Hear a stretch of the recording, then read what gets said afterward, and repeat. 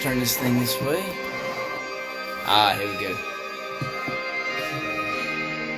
Turn that off, huh? Alright.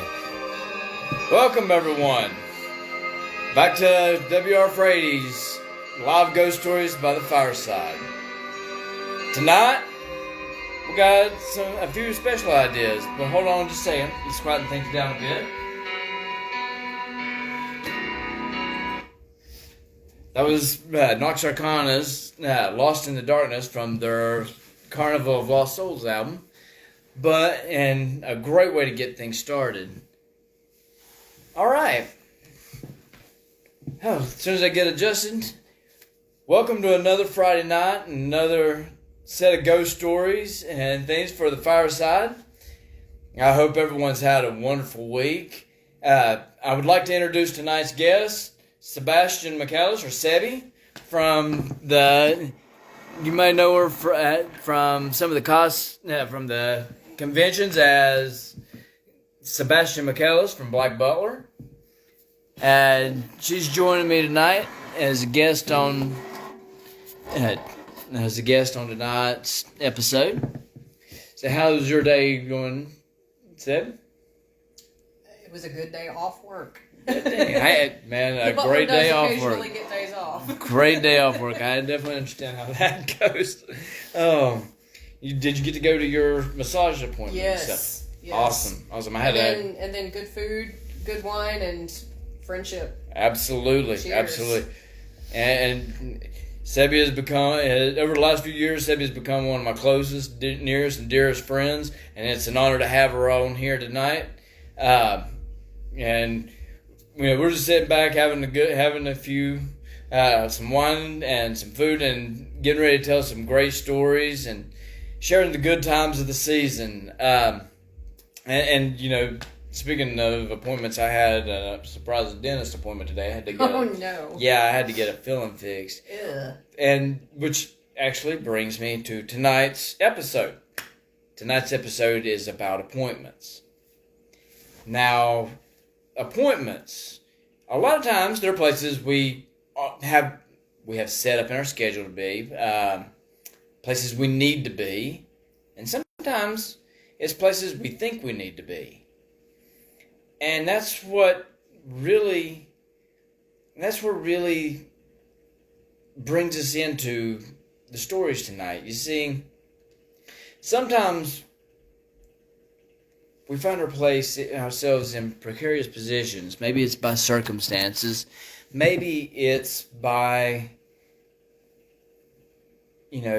planning. Maybe sometimes things happen that we don't plan.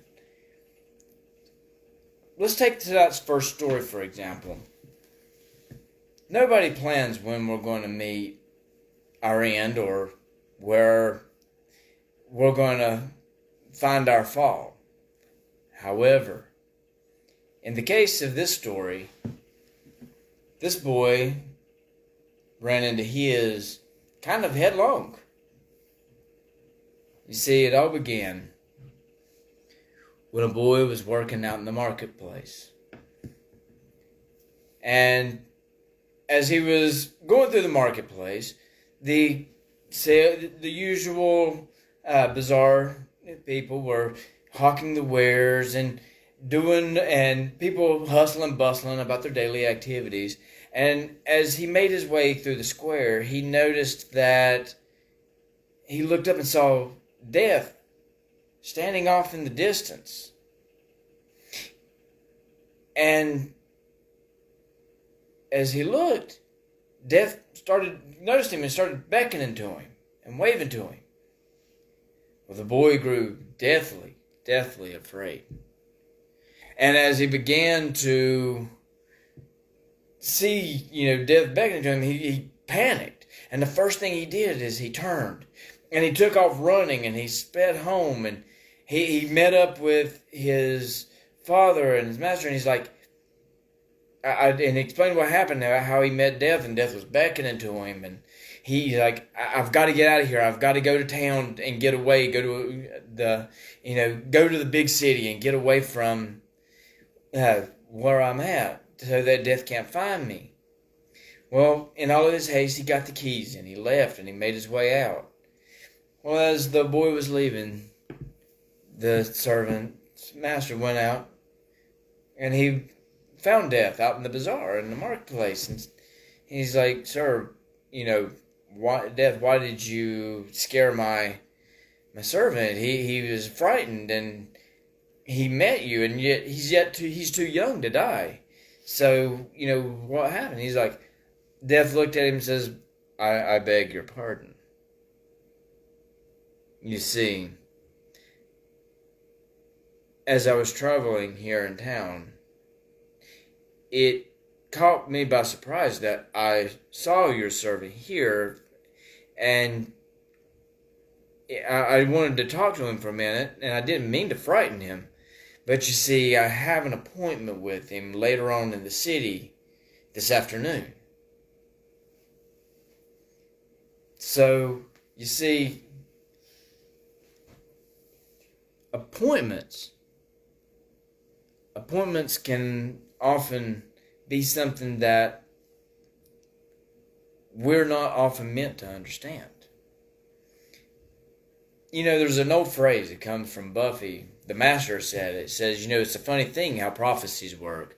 They tell you how they're going to end, but they never tell you how they're going to begin. So, in taking from that, the boys running into Death led him into the city, where Death had an appointment with him. Sometimes our appointments are made for us. Now, the stories, you would be familiar with a similar story in Scary Stories to Tell in the Dark in the third book called The Appointment. However, dating back to the original comes from the Middle East. Where Death took the form of a woman, and the servant left Baghdad to go into another city to flee Death, and only Death was supposed to have met him there to begin with. So, so the appointment, if you get a chance, that's a great story to read in on. But let's talk a bit about this. Now, before we get to our next story, I'm going to show you right quick the beginning of the Halloween tree. Now, hopefully, next episode, this will be, thank you, Argon Wave. I appreciate it. It's good to see you guys. Alright, anyway, this is my Halloween tree, and it's beginning. Hopefully by next time, it will be up and ready to roll.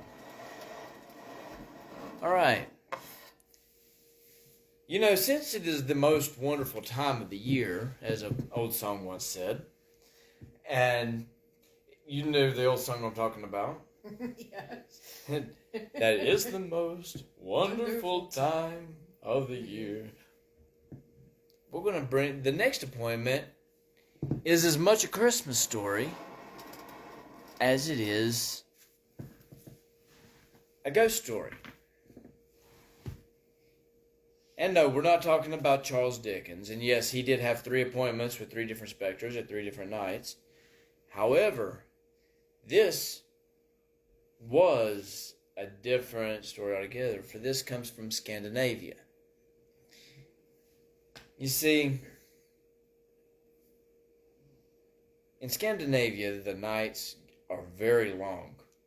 And, matter of fact, in some of the areas, at around Christmas time, it can still be dark, pretty well into what we would consider close to noon, and so forth, because of its proximity to the poles and to the Arctic regions.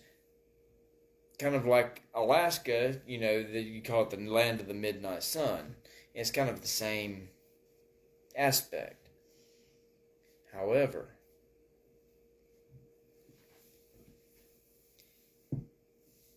this story involves more of,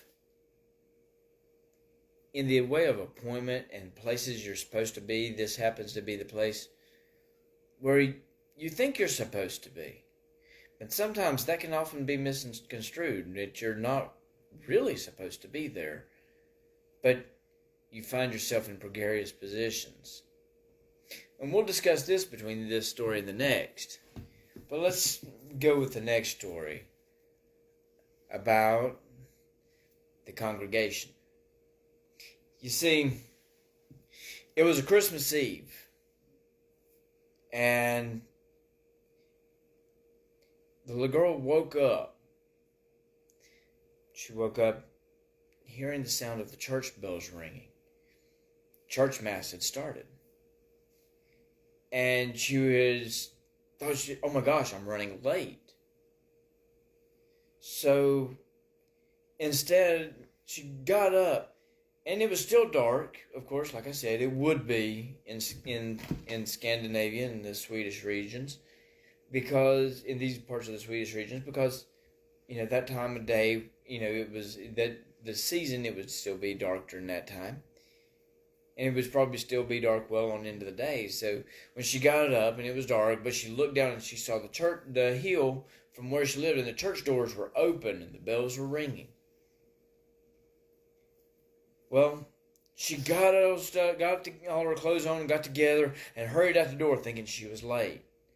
She did find it kind of odd as she trudged down the hill that she didn't see really many of her neighbors or anything out. The only real sounds that she could actually hear was the occasional fall of ice from the trees and the occasional breeze kind of whistling as it blew through the skeletal limbs.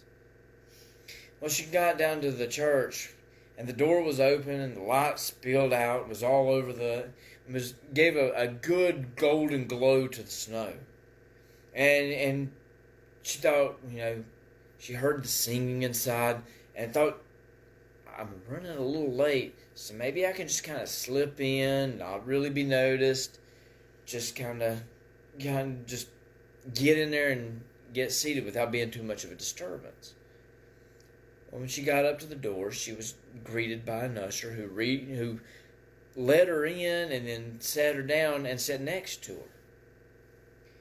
Well, this music kept going, and she felt a hand on her arm. And she looked over, and she noticed that the person that had ushered her to her seat was her sister. Which is all very well and good and all, but the frightening part was her sister had just been buried just before the first snows had fallen.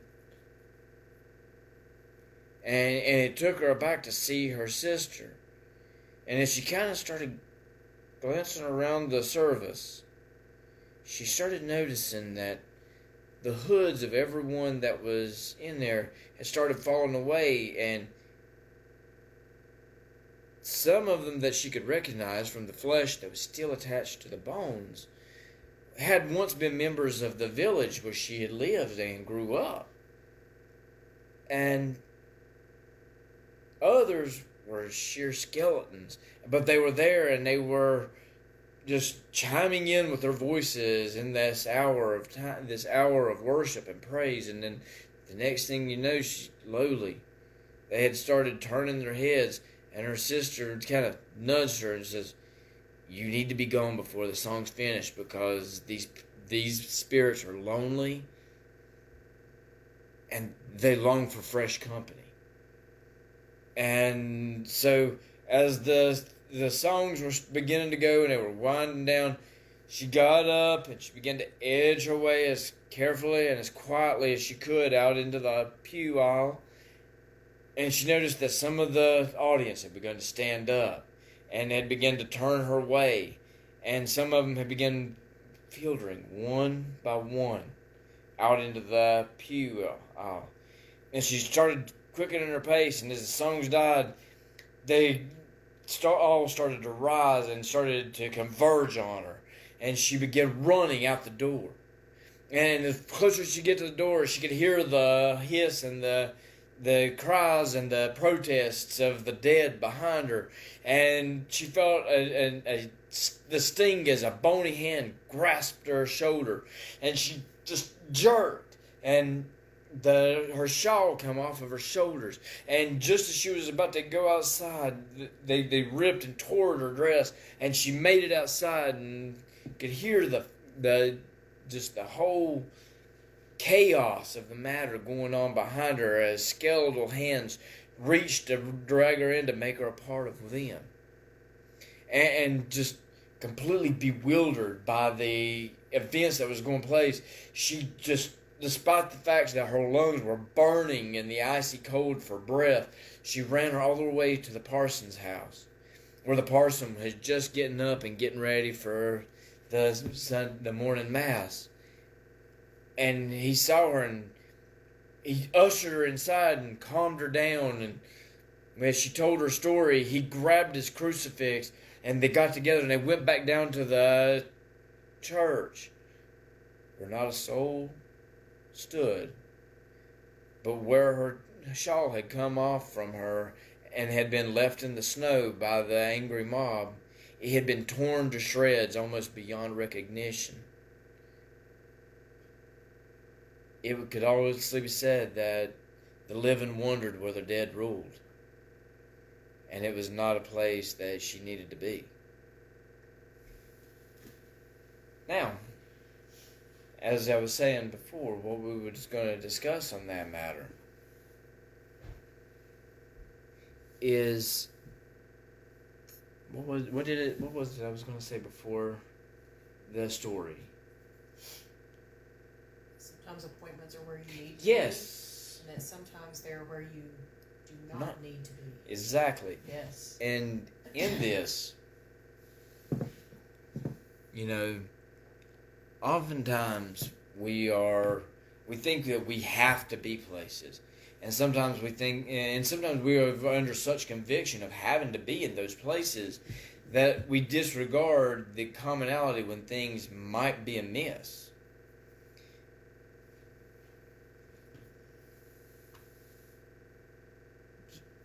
The last story was about, basically told where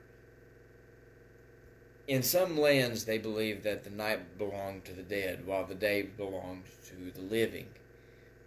At this point, she walked into a time when it belonged to the dead, but it wasn't because they didn't want her there. It's because they really wanted her there that they were trying to catch her. They wanted her to join them.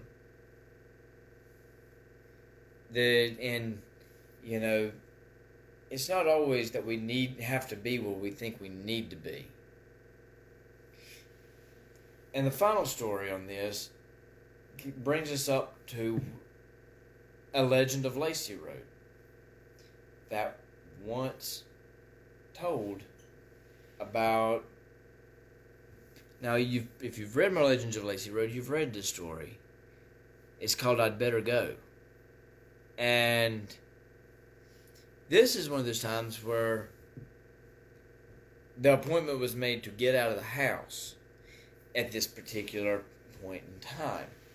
You see, my cousin Charles used to love to come stay at our house during the summertime. I mean, it was like his second home. He would come, me and him would get up early in the morning, go fishing, have fun, do chores. Chores were never fun, but we would do a great number of fun things. And then during the time he was there, he found a girlfriend in the neighborhood that he got to talking to quite often, and they would often talk on the phone when the chores were done, and I'd be out riding my bike and this is where the story begins. For Charles was sitting on the phone one day, and he was talking, and this is broad daylight. Most of you ghost stories happen at night, but this was broad daylight. I was outside, riding up and down the road on my bicycle. It's something I love to do.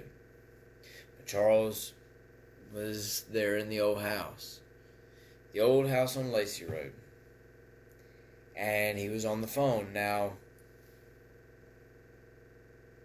from where he sat on the phone, you could look straight across the room and see the living room door. Of course, the bedroom was to the side, but this living room was a pretty good-sized living room with a staircase going up to the back beside of him, a hallway going right immediately down beside of him, which you will hear the hallway referenced in many of my other stories that are Legends of Lacy Road. But that hallway would go all the way down to the back door, but also have where the basement door and the room and the bedroom door to my room downstairs was at the time. Well, Charles was there, and he was on the phone with his girlfriend at the time, and just they were talking and carrying on and making plans for the weekend and just doing the things that a typical teenage couple would talk about and such.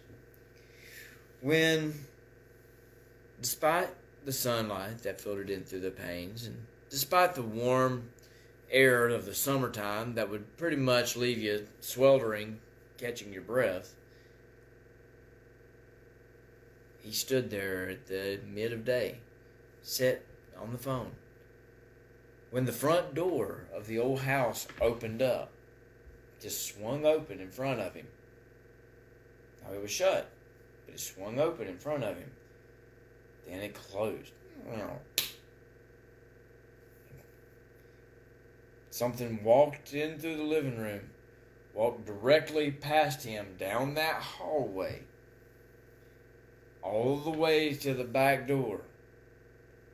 The back door opened and shut and walked on by. Charles sat there frozen on the phone, unable to process the events that had just taken place in broad daylight, let alone if it had been at night.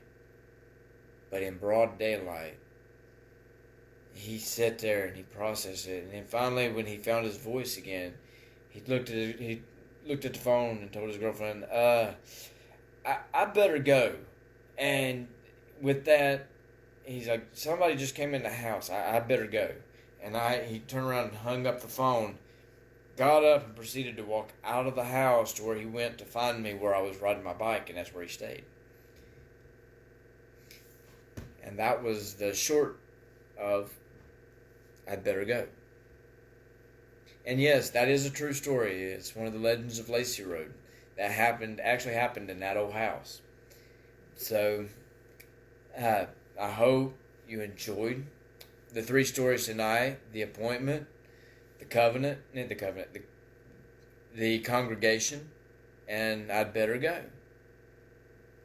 And always remember, when you have an appointment, or you have plans that are set in place, or somebody tells you that they were meant to see you somewhere else when they saw you in one place, always remember, prophecies have a funny way of coming about. They tell you what the ending's supposed to be, but they never tell you how they're going to begin. And everybody, say hello to Ginger. To Sebby. Hi. I'd like to welcome her for being a part of the show tonight, being a part of the episode. And maybe she'll come back and join us again before this season's out. Maybe even Halloween is the best. Halloween is awesome. Yes. And then for cosplayers, it is Halloween year round. Absolutely. Yes. And believe me, if you haven't done cosplaying or anything like that, or if you're not into it, it's good just to get out amongst everybody and see the creativity and the passion that that cosplayers put into what they do. And there's just because they dress up and do what they do. There's even some that do things for special occasions, and it's not just for cons. We do it to make the world a better place for those around us, including ourselves. I mean, we do it because we enjoy it, but it makes the world around us a better place too, because everybody gets in. It's a great community, and it's always a lot of fun. And again, everybody say hey to Sebastian, and then back around. And again, this Halloween tree will hopefully be up and fully functional by the next episode. And now, what will next episode bring? I have no idea, but we'll find out all at once together. After all, don't want to try and make that kind of appointment. Except don't miss the appointment next Friday at 9 o'clock for live ghost stories by the Fireside. Everyone have a wonderful week, a wonderful weekend. I hope you enjoyed these stories. Thank you, each and every one, for those of you who joined me. And I send you my best greetings. Sebi sends you her best greetings.